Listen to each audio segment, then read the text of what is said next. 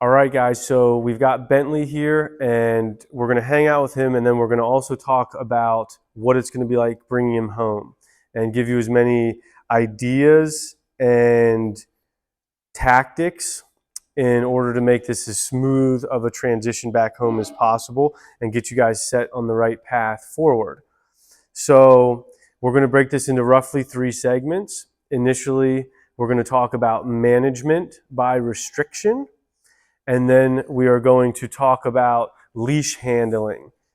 All right. And lastly, we will talk about how we're going to play and give Bentley opportunities to really just let him show who he is and become himself and really have an outlet to be the dog that he's kind of like naturally the nice little guy that he is. So play and energy expenditure. All right, so when we talk about management by restriction, to sum that up, that means that we are going to manage the dog's behavior by restricting his access to things.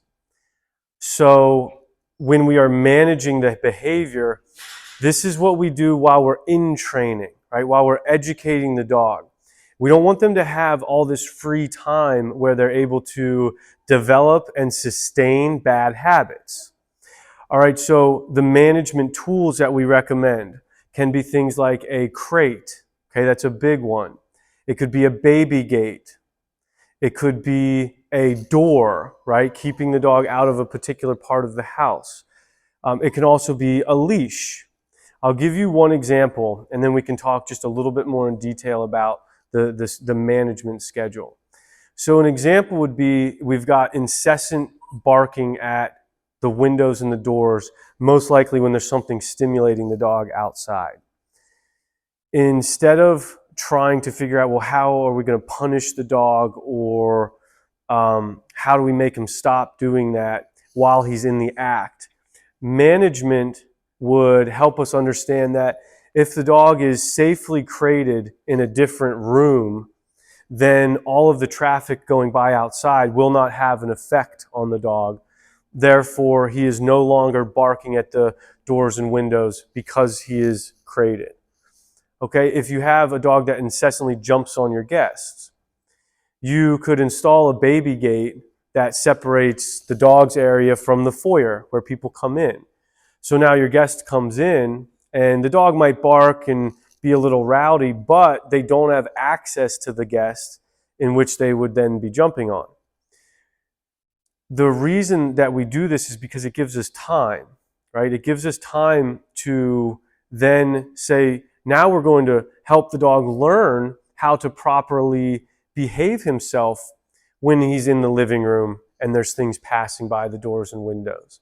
Or it gives you the opportunity to have one of your kids or a friend come over and come into the house while your sole objective is to teach the dog how to properly greet someone at the door.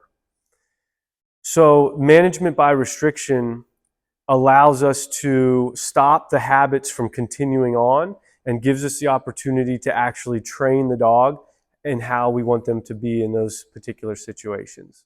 All right, so with this exercise, we're going to sort of bridge the gap between the management, and we'll add in a little bit of leash handling as well. But I'm actually going to simulate a scenario that could be happening when you're home. So maybe Bentley and I are just hanging out. You know, we took him for a walk, and now we're just hanging out. I am going to recommend having his leash on almost all the time, including in the house. So it gives us control of the dog. And then I get a text message or a phone call and says, my friend's going to come visit. He's outside right now. And I'll say, great. So Bentley, I'm going to have you go inside. Right? And inside means into your crate. Good boy. And inside means go into your crate inside and stay in your crate. So I give him that little chance to settle. No. Inside. Good boy. Good boy. If he tries to keep busting out, I can tell him no and put him back in. Inside. Good. And then I shut him in the crate. And now I can invite my friend in. Yeah, come on in. All right, so the door opens. Lawrence comes in. We get to exchange pleasantries. Hey, man, good to see you. Yeah, real good. Thanks for coming. Is that your dog? Yeah, that's Bentley. He's a nice little guy. At this point, guys, and come on close so you can see what we'll do.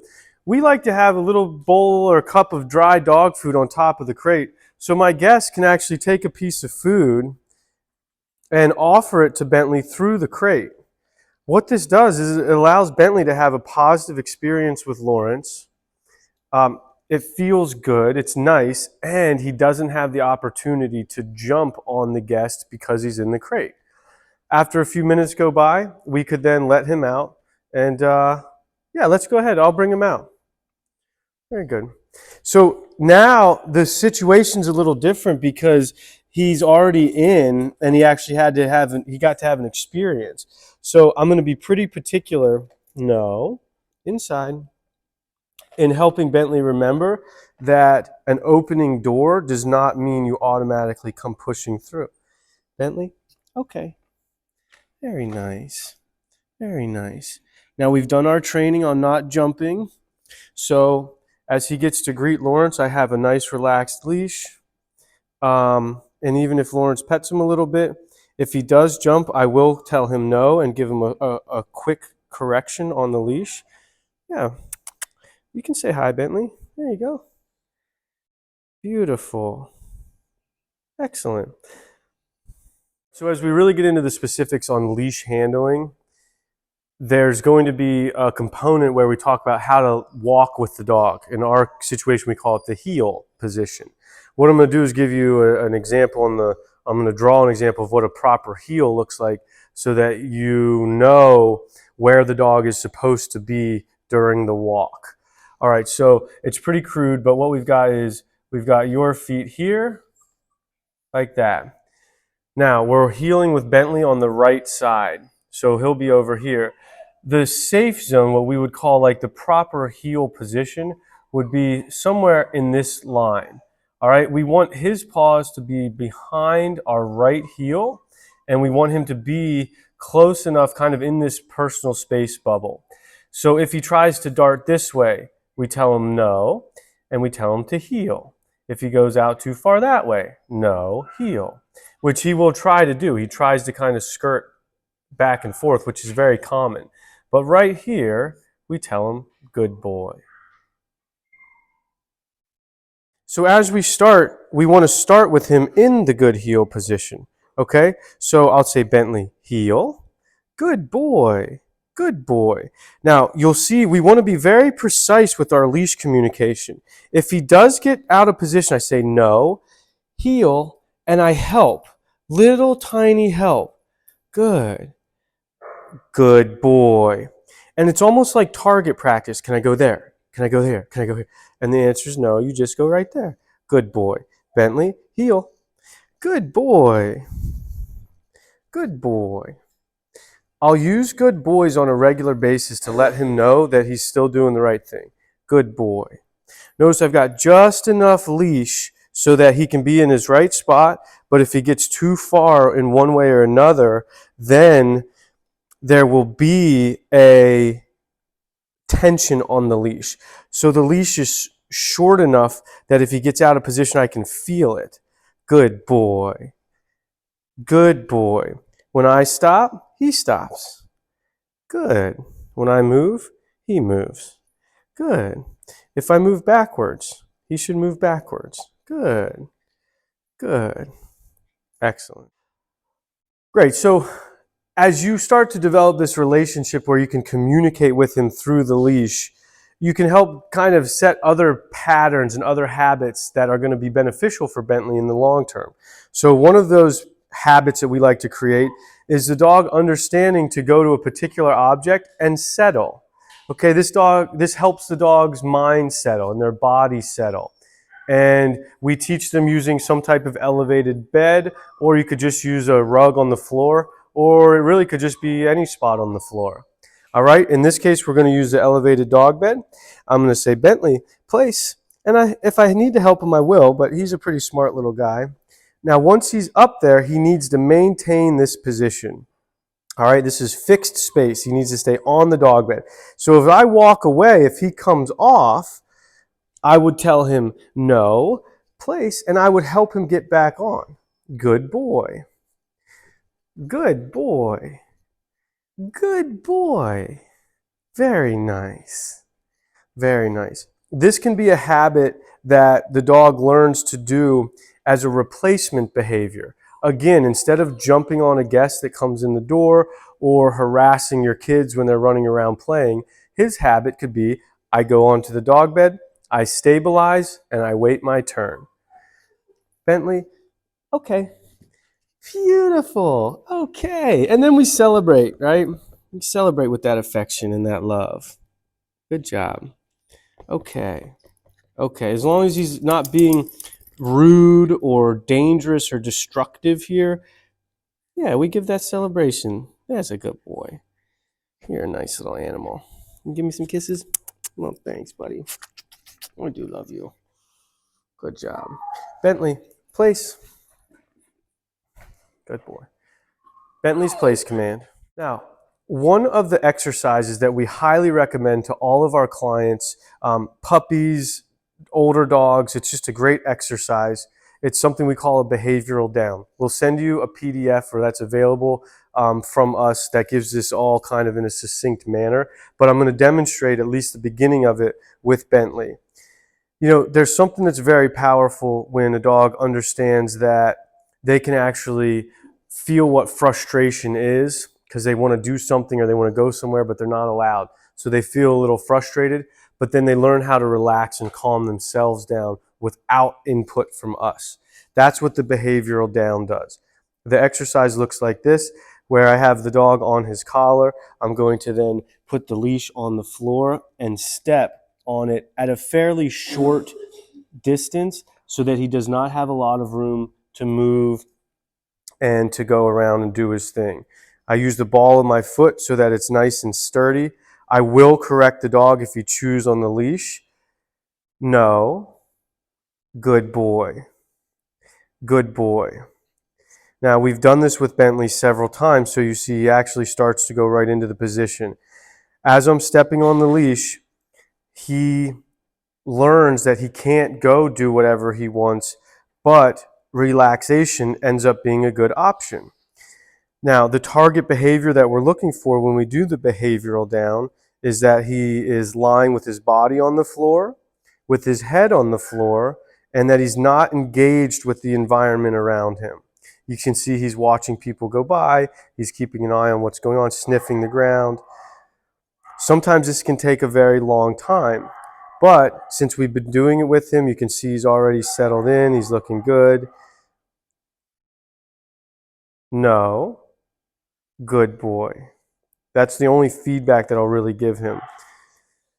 Once the dog reaches target behavior, ideally we get it 2 times, and where they settle in and really relax, then the exercise would be complete. We don't recommend starting this when there's a lot of activity or people coming and going or the kids romping around. We recommend doing this when it's more quiet in a nice, relaxed environment. But then as you build up, it will come into play for more challenging situations. No. No. Good boy. Good. And that is Bentley's Behavioral Down. So the last segment of Bentley's training video is going to be potentially one of the most important parts. And it's the part that we kind of save for last because I do think that it's critical that you understand all these different components and then you'll see how they start to work together. So what we're going to do now is we're going to play with Bentley and we're going to kind of talk briefly and demonstrate briefly how to play and how important it is. So when we have a dog that, and this is pretty much all dogs, they like to do things like jumping and barking and biting. That's what dogs do. Instead of those kind of waiting and then becoming inappropriate behaviors or problem behaviors, what we like to do is actually make sure that every day we take time and we initiate and we encourage and we create play and we engage with the dog in a manner that is fulfilling for them and fun for them. You have to remember that this is not something that we're teaching the dog. This is something that's biologically ingrained in the dog. We're just giving it a way to promote itself and come out at an appropriate time. That way, these types of behaviors like jumping, barking, and biting are not as likely to come out at inopportune times. All right, so playtime with Bentley, it's gonna look like this, where it starts with the same phrase like this: Bentley, do you wanna play? Do you wanna play? Nice. And then the toy comes out. Oh. Now, there's two types of play. There's competitive play, which would be like a tug of war. Oh, you're just a little strong prey. You know, this is like prey game where this becomes the prey and he's the predator. Oh. And we're tugging and it needs to be competitive. Oh, it has to truly believe, the dog has to believe that you're trying to win and get possession of that toy. Oh, very nice. Very nice. And also a good competitive game. Sometimes the dog, he has to win. Right? Yeah. Let him know that nice. And if you play the game right and have fun, the dog will want to come back and do it more. Nice. All right. You ready for another round? All right. Let's go. Let's go. Yeah. Oh, I got it. It's too fast. Oh, you good boy. Nice. Oh, I'm going to get it this time. Yeah, because I also need to win sometimes or he'll get bored. Now, he's got a good grip. I don't know if I can. So I'm not going to yank it out of the dog's mouth. And of course, I could probably win every time, but that's no fun. Yeah, let him genuinely think that he's in the game and let his movements have impact on it. I don't want to just, this is what I see a lot. I don't want to bounce the dog around. I want his biting and his pulling to actually have an effect on the game. Yeah. Oh, you're so good. And then we maybe rest. See if I can. Oh, I caught him sleeping. Caught you sleeping. Oh, yes. Oh, nice. All right. So this would be an example of competitive play. Now, what's neat is because of all the work we've done with him, I can just change my tone, change my demeanor, and relax here. Bentley, out, and I have my leash on. Good boy. No, good boy. Because all games have to have rules. So you add the rules in. Don't bite me. Don't destroy the toy. When I say out, we stop. Simple. And when we rest at the end of a game, we rest together. Good job, buddy. All right. That's your competitive play. All right. So now we're going to switch gears. I've got the same toys. I've got the same dog. But instead of doing a competitive game, we're going to now play non-competitive game. All right, this is sort of like fetch. One of our favorite mentors calls this chase and catch. All right, and the reason we call it that is because what the dog is actually falling in love with in this game is the chasing of the object and catching it. So our role is just to really throw it. All right, but when they come back, we don't want to compete. We don't want to compete for the object. We just want the dog to learn that when they come back and give it to us, that then that's how we continue the game. All right, so this would be non-competitive chase and catch. I'm going to keep the leash on. I'm going to do short little tosses so we can kind of keep it confined here. However, this is great for the big field, for the big stage. You ready to roll? Hey, speak, buddy. That's what I'm talking about. Speak. I'm not going to tell him to be quiet. This is when I want him to bark. This is when I want him to jump. I said, do you want to play? And he's saying, Uncle Mitch, I do. Yes, you do. Good. Do you want to bark at me some more? Speak. Speak. Yeah, speak. Ruff, ruff, speak. Oh, good try, good try. Come on, speak. Speak. Speak. Yeah, speak. Oh, good boy. Get that. Yes, good boy. Nice. Nice. I bring him in, nice and easy. I give him some love. I'm proud of him for that chase and that catch. Yes, we kind of celebrate together. And then at the right time, a natural handoff occurs. Okay? Now he's a feisty little bugger, so you got to keep that leash handy. Very nice. Are you ready again? And okay, get it. Yes. Oh, very nice. Very nice. Comes back in. Notice I give him a little love. I'm happy for him. I'm proud of him. I don't have to just take it. I never reach, right? So we've done some short throws. Now I'm going to open it up and let him really run and get it. And that's where it's at. They love the long throw. Are you ready, buddy? You want to speak? Speak. Yeah, speak. Speak. Speak. Good. Yeah, speak. Good boy. Good boy. And okay. Come on, get that, Bentley. Oh, good boy. Yes, good boy. Oh, my goodness. That's the puppy. That's the puppy. And I want him in here. Good job, buddy. Fantastic. Just wonderful. So all of this energy, all of this beautiful, who the dog is gets to present itself and gets to kind of come to the surface when we're playing these games. And then it makes it so much easier on the other side when we say, hey, when somebody comes in the house, that's not the time. All right, guys, I hope this has been helpful. We've certainly enjoyed making this, and we'll see you on the next video. Happy dog training.